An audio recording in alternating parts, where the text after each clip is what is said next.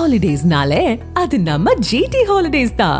GT Holidays, South India's #1 travel brand. You know you are special when you're with GT Holidays. Vaigai ஆற்றை தூய்மைப்படுத்தும் பணிகள் விரைவில் நடைபெற உள்ளதாக அமைச்சர் மூர்த்தி தெரிவித்தார். மதுரை ஒத்தக்கடையில் தூய்மை இயக்கம் 2.0 திட்டம் சார்பில் தூய்மை பணியை அமைச்சர் மூர்த்தி துவக்கி வைத்தார். தெருக்களை தூய்மை செய்யும் பணியில் 500க்கும் மேற்பட்டோர் பங்கேற்றனர். பின்னர் செய்தியாளர்களை சந்தித்த அமைச்சர் மூர்த்தி தூய்மை திட்டத்தின் கீழ் நெடுஞ்சாலை முதல் கிராம சாலைகள் வரை தூய்மை பணிகளை செய்து வருகிறோம் என கூறினார். மேலும் விவசாயத்திற்காக வைகை அணையிலிருந்து தண்ணீர் திறக்கப்பட்டதை மக்கள் மகிழ்ச்சியோடு வரவேற்பதாக தெரிவித்தார். மதுரை மாநகராட்சியில் ஆரம்பித்தோம்.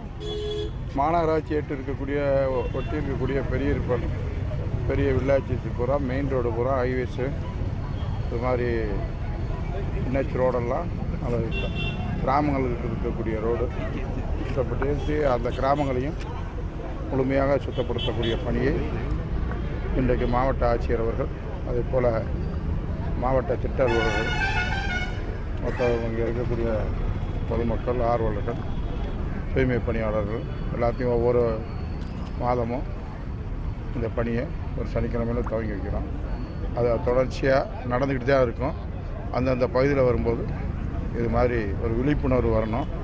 அதே நேரத்தில் மாநகராட்சியில் மொத்தத்துலையும் இந்த ரோடு சாலை ஓரங்களில் இந்த தூய்மை பணி முடிஞ்சிட்ருக்க பிறகு பின்னுக்கு மரக்கன்றுகளும் எல்லா ரோட்லேயும் நடப்போகிறோம். அது மாதிரி மதுரை மாநகரத்துலேயும் தொடர்ந்து இது மாதிரி நடக்கும்.